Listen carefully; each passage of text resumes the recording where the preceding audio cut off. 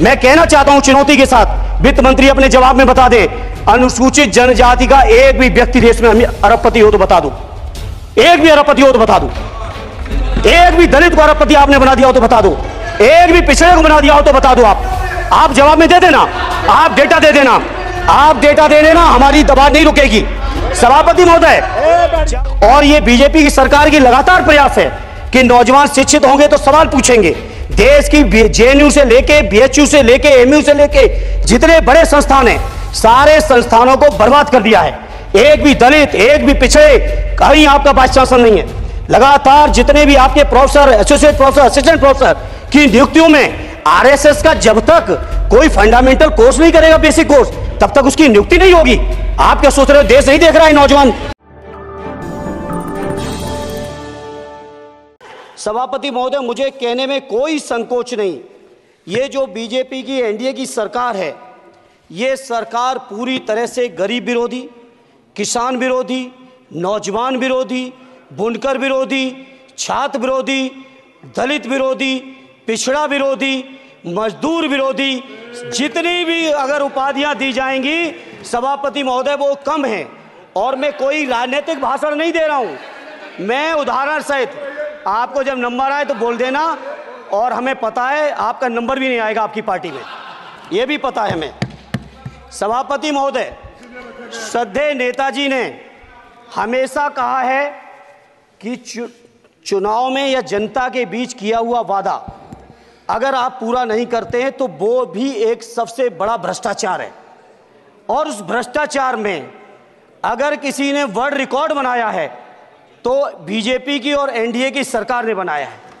सभापति महोदय, 2014 के चुनाव के समय प्रधानमंत्री जी ने वादे किए कि 2 करोड़ रोजगार हर साल मिलेंगे।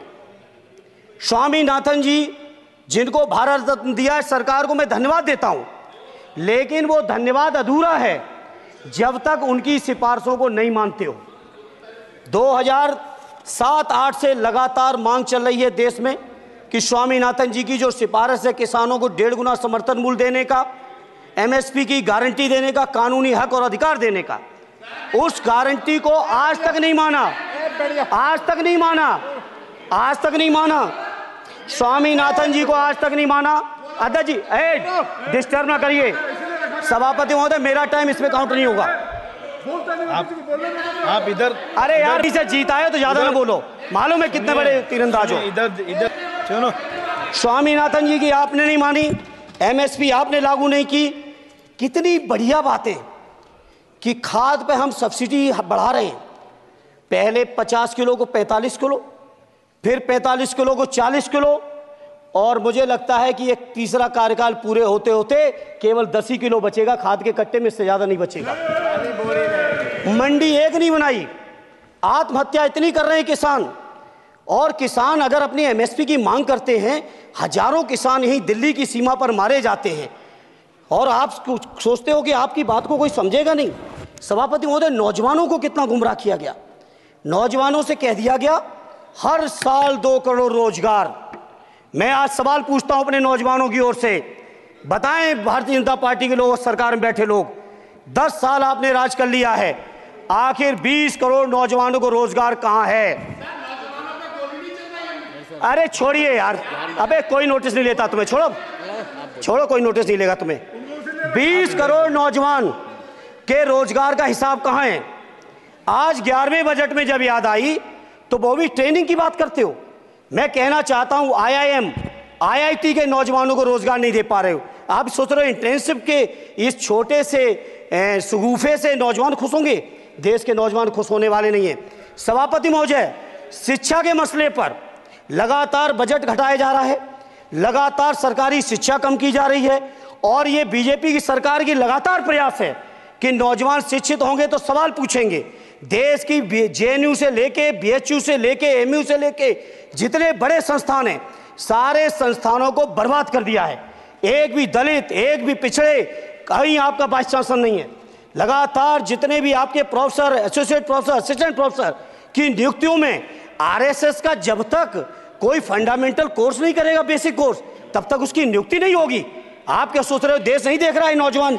यूजीसी का बजट, यूजीसी का बजट लगातार कम किया जा रहा है। मेरा खुला आरोप है इस सरकार पर कि ये सरकार शिक्षा को प्राइवेट करके, शिक्षा को मुट्ठी भर उद्योगपतियों के हाथों में देके, शिक्षा को चुनिंदा लोगों के हाथ में देके, देश के 140 करोड़, जिसमें मैं समझता हूं 90% लोग गरीब हैं, उन गरीबों के हाथों से शिक्षा को छीनने का ये जो आपकी सरकार षड्यंत्र कर रही है, इसके लिए हम लोग इस मौके पे विरोध करते हैं।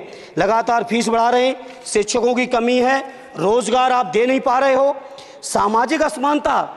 सभापति महोदय, 2014 में जिस समय सरकार बनी थी एनडीए की, उस समय देश की जितने भी जो आर्थिक चीजें थी, जो वेल्थ थी, उसमें पिछड़ों की हैसियत 17% थी, 17%, और आज 10 साल की एनडीए की सरकार के बाद पिछड़ों की आर्थिक हैसियत हो गई है केवल 9%। मैं कहना चाहता हूं चुनौती के साथ, वित्त मंत्री अपने जवाब में बता दें, अनुसूचित जनजाति का एक भी व्यक्ति देश में अरबपति हो तो बता दो, एक भी अरबपति हो तो बता दो, एक भी दलित को अरबपति आपने बना दिया हो तो बता दो, एक भी पिछड़े को बना दिया हो तो बता दो। आप जवाब में दे देना, आप डेटा दे देना, आप डेटा दे देना, हमारी दबाव नहीं रुकेगी।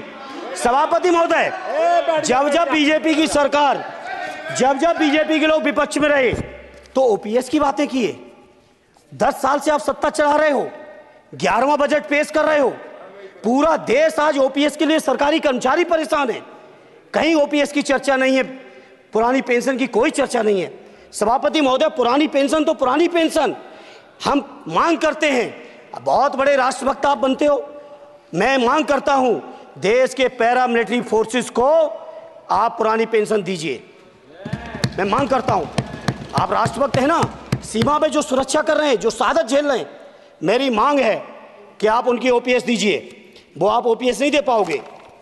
इसी तरह से सभापति महोदय, देश के अंदर बहुत से ऐसे संविदा कर्मचारी, एक से एक बढ़िया फार्मूला, अब कानूनन मंडल आयोग लागू हो गया तो कैसे पिछड़े और दलितों को रोकें, तो संविदा कर्मी की प्राइवेट कंपनी, प्राइवेट आपने आउटसोर्सिंग कर दी।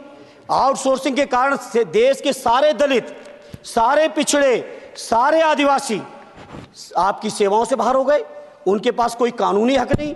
तो ये जो आरक्षण को खत्म करने के तरह तरह के जो आप लोग षड्यंत्र अपना रहे हो, इस षड्यंत्रों को देश का जनमानस पूरी तरह से जान भी चुका है, पहचान भी चुका है, और इसीलिए उत्तर प्रदेश से तो आपको कर ही दिया है बाहर, देश से भी बाहर जल्दी करेंगे और हमारे साथी मिलकर दूसरे प्रांतों से भी बाहर करेंगे।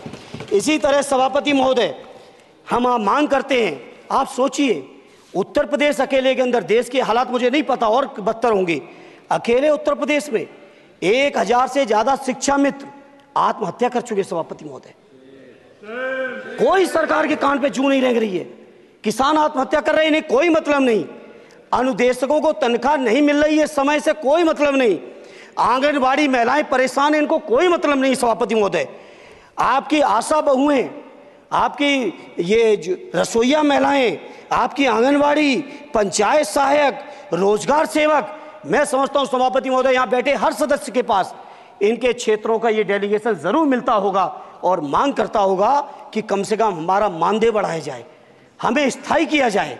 सभापति महोदय, इसके लिए सभापति महोदय, मेरी पार्टी के किसी भी मेंबर से हम नंबर कम कर लेंगे, टाइम, मेरा टाइम बढ़ा दीजिए, बढ़ा दीजिए, कोई भी मेंबर हमारे लिए दे देंगे टाइम, हम लोग। इसलिए सभापति महोदय, इन सभी समस्याओं के इसलिए मैं आपसे कहना चाहता हूं कि इनका समाधान करिए, और नहीं समाधान करेंगे तो अभी तो बैसाखी पे बन गए, बिहार और आंध्रा को पैकेज देखे फिर देश में कितने राज्यों को पैकेज दे पाओगे।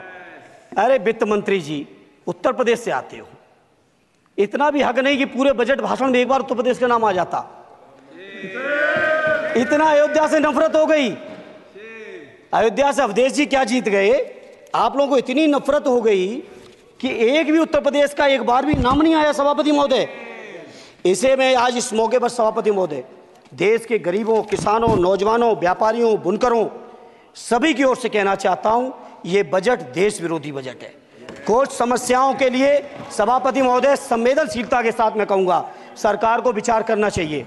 श्रद्धेय नेताजी जब रक्षा मंत्री थे, उन्होंने व्यवस्था दी थी कि देश के अंदर जो भी सैनिक शहीद हुए हैं उनको ससम्मान उनके घरों पे जाके राष्ट्रीय सम्मान के साथ उनकी अंत्येष्टि हो।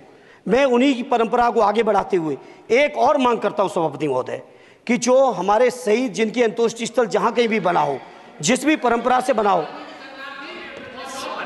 अरे आपको कुछ नहीं पता है, अरे यही तुम्हारे सैनिकों के लिए यही तुम्हारा भाव है। सभापति महोदय, आप बोले सर। सभापति महोदय, मेरा अनुरोध है अग्निवीर की योजना खत्म की जाए। ये 4 साल के सैनिक से देश की उतनी मजबूत रक्षा नहीं हो सकती। नौजवानों को गुमराह करके केवल 4 साल, उन्हें दो ना 60 साल तक रिटायरमेंट, 4 साल बाद वो कहाँ नौकरियां ढूंढेंगे। इसे मेरी मांग है अग्निवीर की योजना खत्म की जाए।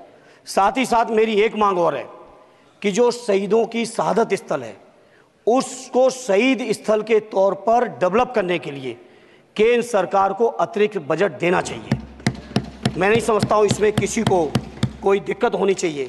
इसी तरह सभापति महोदय, बातें बहुत लंबी लंबी की जाती हैं, थोड़ा सा मैं अपने क्षेत्र के बारे में कहूँगा। आदरणीय हमारे नेता माननीय राममूर्ति वर्मा जी ने भी कहा है, माननीय लालजी वर्मा जी ने भी, जो बाढ़ की समस्या है, जो समस्या बिहार में है नेपाल से पानी छोड़ने की, वही समस्या उत्तर प्रदेश की भी है। और विशेषकर पूर्वी उत्तर प्रदेश में अगर आप चलिए तो खीरी से शुरू करेंगे, पीलीभीत खीरी से लेके पूरा आप चले जाइए और एकदम कुशीनगर बॉर्डर तक, बिहार बॉर्डर तक पूरी की पूरी समस्या है। घाघरा जब आती है तो मैं समझता हूँ इन जिलों के लाखों लोगों को तहस नहस करके चली जाती है। जितना विकास होता है सभापति महोदय, बरसात के समय वो सारा का सारा विकास पूरी तरह से खत्म हो जाता है।